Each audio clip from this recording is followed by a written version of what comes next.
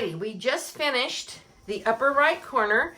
You can see it up here, looks fantastic. Now we're going to do, that's hooping 1 with this track, 2 with the trees. Now we're going to go over to the other side over here, and we're going to hoop up the upper left. So I'm going to, like the directions say, rotate my fabric completely around. So let's get that rotated up here. There we go. And then we're going to hoop this corner. The reason I have you rotate the fabric upside down is so that all the excess fabric is outside of your machine and not in the neck of your machine. Now I have already marked my first stitch, and without looking at the directions, it's going to be about 3 inches, maybe 2.5 to 3 inches below center, and about 1.25 inches to the left. That's where your arrow-shaped Post-it note mark is going to go for the first stitch. Now that first stitch is going to line up according to the directions with the corner. See how the track is upside down at this bottom of there. So it's going to line up just about like there. I'm going to move that up so that you can see better. Now here's what I want you to keep in mind. I just want you to be in the vicinity when you hoop this. So just get within 1/2 inch of where you need to be. Here's what's most important.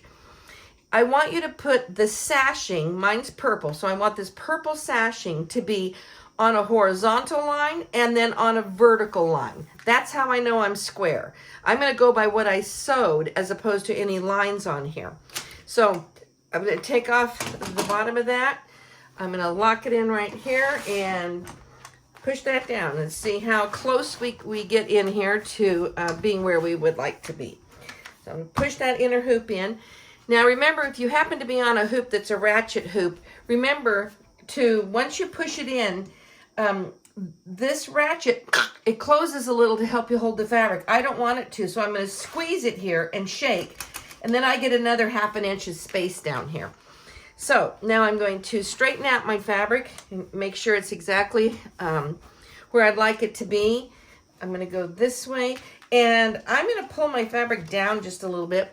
My fabric is hanging off the table. Let me just lift it up a little, give myself a little freedom from the pressure. This is low. Well, actually, I can move it down, so I'll just do that. I'm going to pull my fabric here, so I'm within the area that I need to be here. I don't just have to be within 1/2 inch of that, but what I need to be is straight with my fabric. So now what I'm looking for is to get my fabric straight. So let's just take a quick look here. That is just so close to being perfect. Let's see.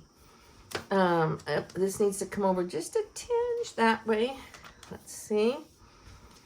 All right, just takes a minute to get this in, and you might have to work it a little bit. This looks pretty good, but this down here is a little, there we go. Now,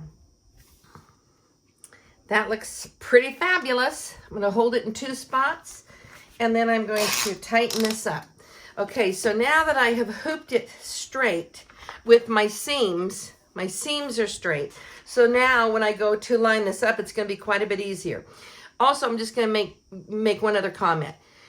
There's no embroidery here, so this, of course, went down in beautifully. There may up here, it may be a little tight, so when you touch the top of your hoop, feel it.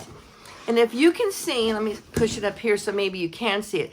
If you have got, if this is not straight, you need to push the inner hoop in so that it is flush, and then the lip will be on the back side.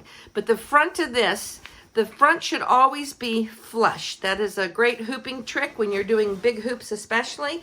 And I can't do that by pushing it down on the table because it can only go as far as the hoop. I need to go, you know, it can't pass, it can only go as low as the table, but these are not even down here on the bottom, but the top is always even.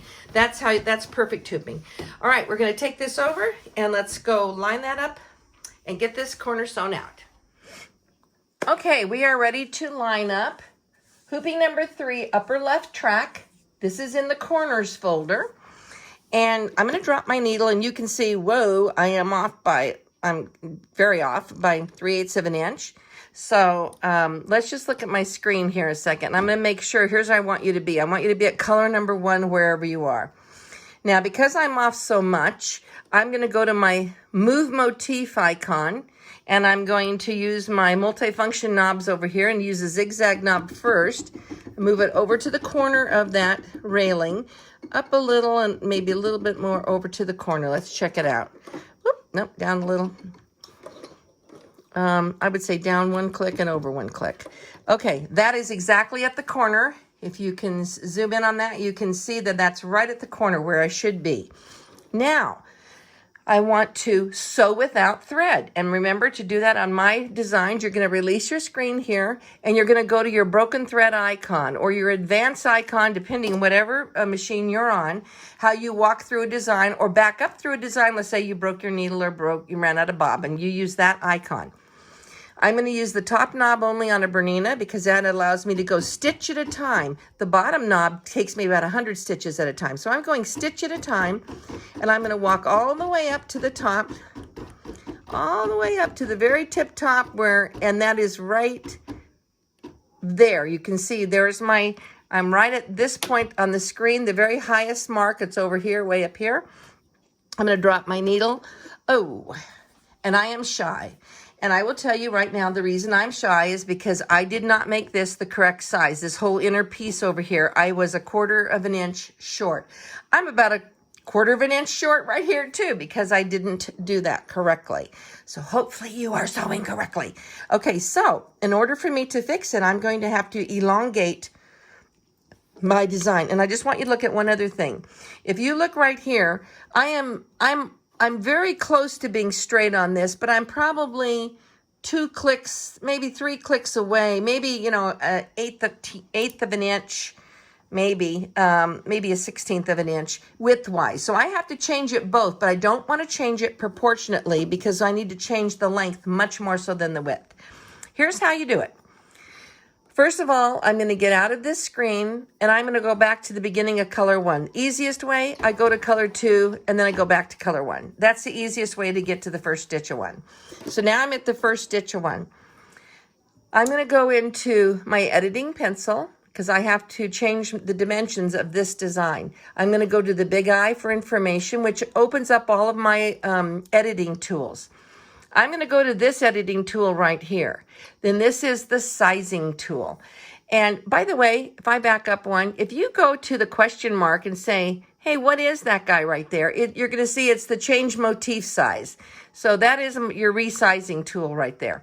So I'm going to open it up. If you have a white circle like I do around this lock, this is a little chain lock right there, take it off because that means you're going to change it proportionately. I don't want to change it proportionally. So I'm going to touch it to get the lock off, and I'm only going to change the length first.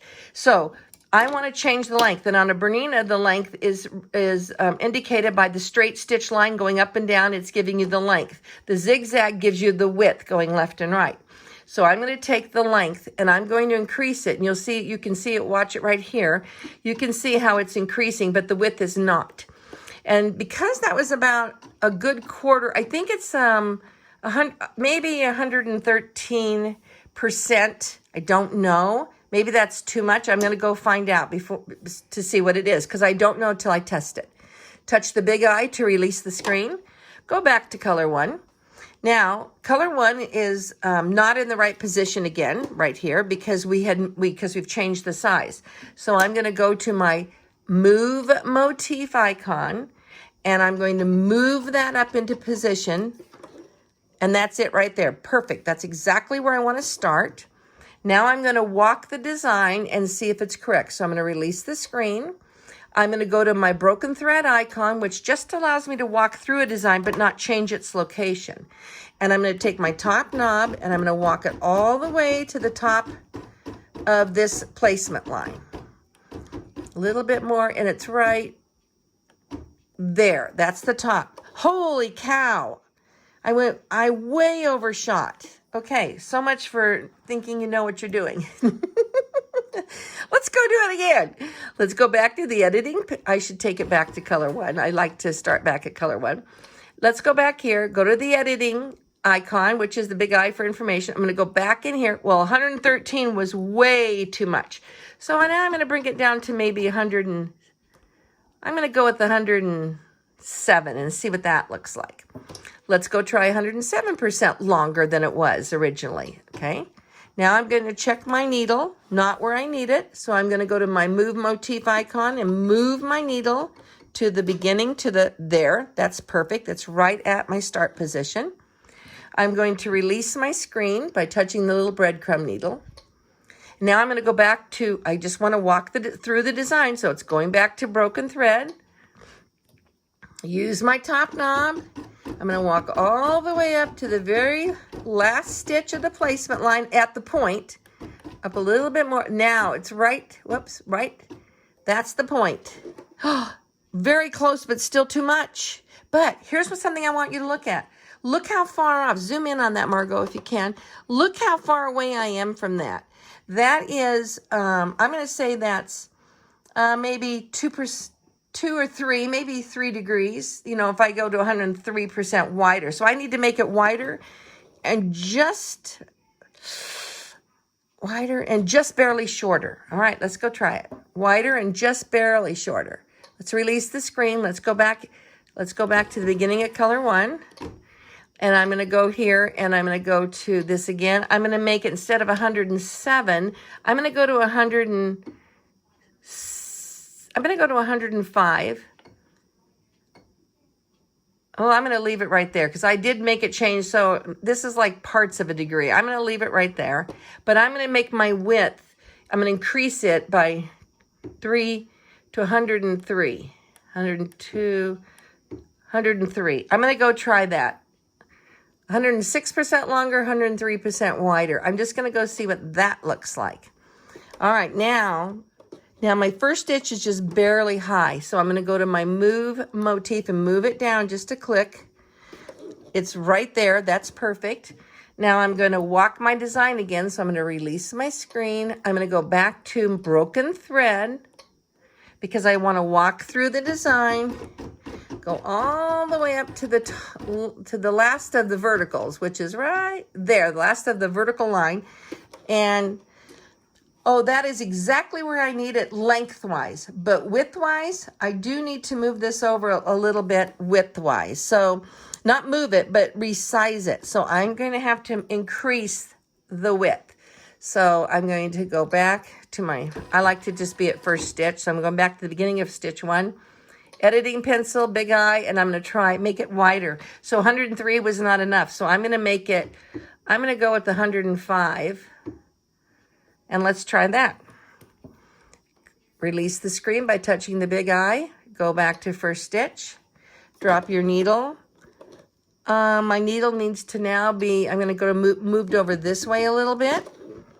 There we go. I could probably go one click more. There we go. Now I'm going to walk the design using my broken thread icon. This is actually called the stitch sequence control icon, but I'm going to call it broken thread. And I'm going to walk up through the design all the way to the very highest point, right?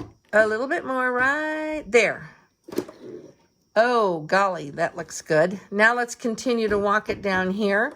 Oh, wow, that looks really great.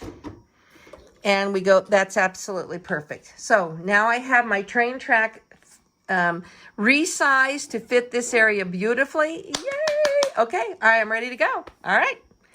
Let's go do it. Let's get out of here. Release the screen. Go to color.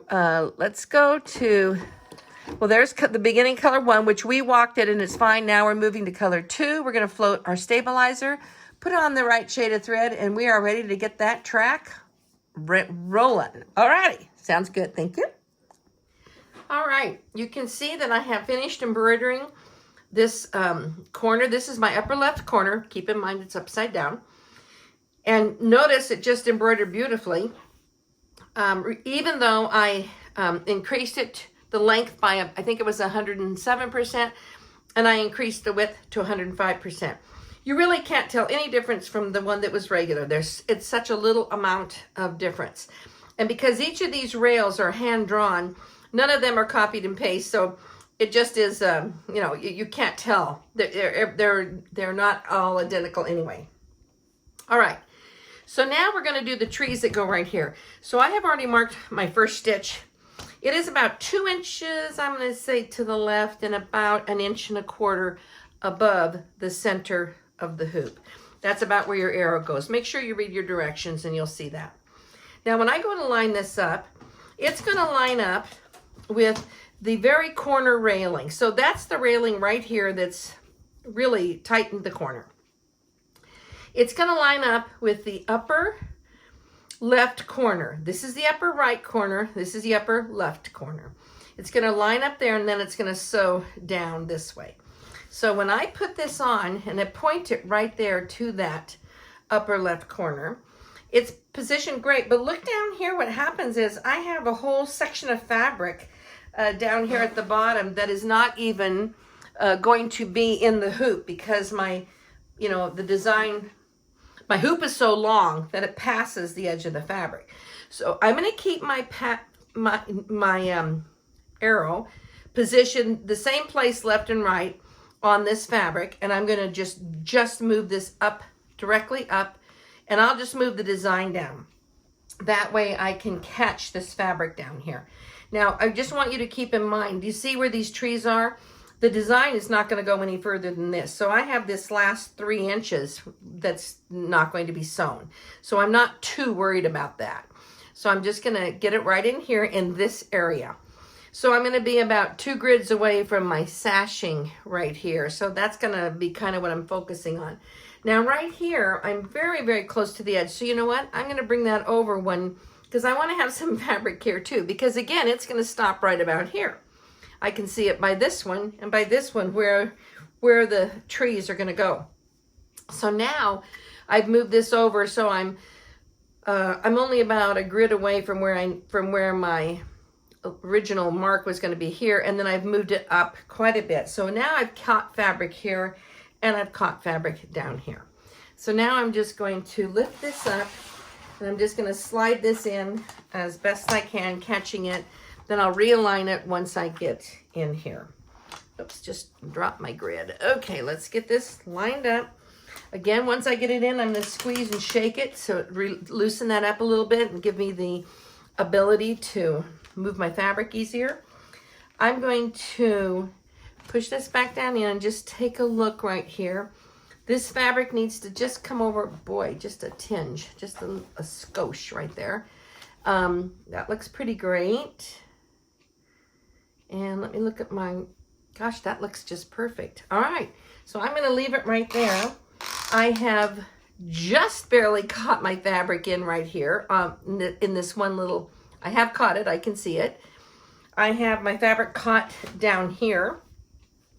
And then all of this, of course, is caught in there. So this looks pretty good. Now I'm going to remove that. And again, I'm going to check all of this embroidery part right here. Remember on the last one, you want to flip it over and you want to feel down here. Let's see if I can flip all of my fabrics over there. Let's flip it this way. And here's what I'm having you look at. Is it thicker on is the hoop sticking out on the top side? And mine is. So I'm going to push it in, subsink it. I want the push part that's showing out to be on the bottom, not on the top. This should be even. This should always be even. But you know, the only way to do that is to lift your fabric up, lift the hoop up. You can't do it flat on the table. You must lift it up. Okay, so now I'm ready to take this over and go hoop it. And I just want you to be aware there's a ton of fabric over here. There's a ton of weight. You want to make sure that wherever you're embroidering, especially in these corners, that you're distributing this weight. Don't let it hang. Put a little table underneath it, open a drawer and let it sit in the drawer. Don't just let it hang on this hoop, because that'll help flip it out of the hoop. There's too much weight here. All right, let's go embroider this up and see how it looks. All righty, we are ready to start hooping number 4 of the corners. We are doing the upper left corner, number 4, the trees. And that's going to go right here in this section right here. So you can see, I'm going to drop my needle. Wow, I could not be further off if I was trying. And remember, I was trying to get my fabric in. So of course I'm way up higher than I need to be.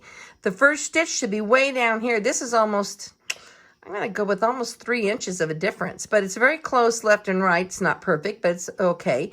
And this is where my first stitch needs to go. So I'm going to lift my needle up. And I'm going to go to my Move the Design Motif, Move Motif icon. I'm going to use my zigzag and my straight stitch knob, and I'm just going to turn that and get it in the right spot.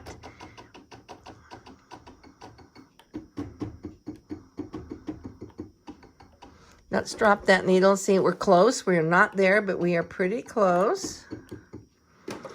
Okay, that's, I think I could go over one click more.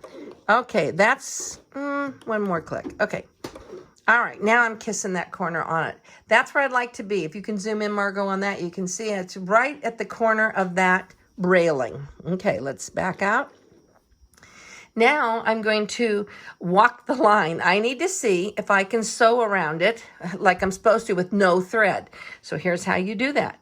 Touch your breadcrumb needle because I need to release that screen. Now I'm going to go to my broken thread icon and just walk through the design.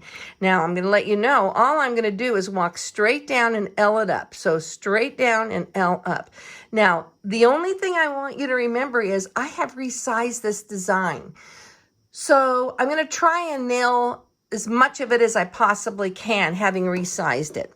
So I'm going to take my top knob and walk through the design, drop my needle. So far, so good. I'm going to see if I can go all the way down to this corner. You can see right there, one, two, that's it. So not quite at the corner, but that's because I resized it. Now I'm going to walk up the design and see, wow, I would say that's going to be just fine. I hit well the majority of that design. I'm straight, exactly on, straight down the beam. And then right at the corner, I'm just a little bit shy, but coming back up, I still hit it. So I'm going to say that's going to be great. So I'm going to release my screen. And of course, if you didn't have to enlarge yours, it's going to be dead on. So that's even better. I'm going to advance to color 2. I'm going to float my stabilizer, and I'm going to get ready and embroider the trees and the mountains out. Yay! Looking good. Let's go do it.